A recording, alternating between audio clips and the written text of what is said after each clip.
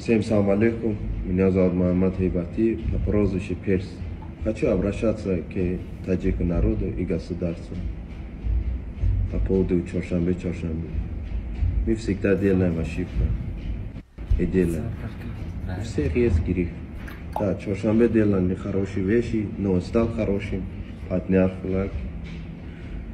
Хочу сказать всем таджики, давайте это видео отправите друг друга, скажите простите. Если возможно, простите Чоршанбе, и он дальше вернется и занимается спортом. Надеюсь, все будет хорошо. Я от души это скажу. И наконец мы увидим друг друга в клетке. Всем салам алейкум, всем удачи.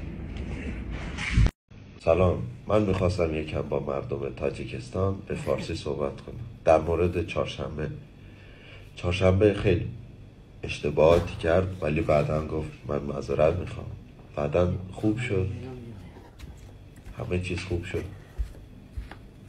میخوام بگم که ما فارسا، ایران، تاجیکستان، افغانستان فرق نداره، پامیر، من هم بختیاری هستم، ولی ما همه با هم یکیم، همه فارس هستیم.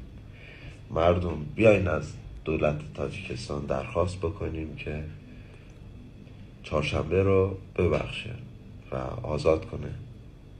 بیاین به همه نشون بدیم که مردم فارس خیلی مهربونن، خیلی دانا هستن.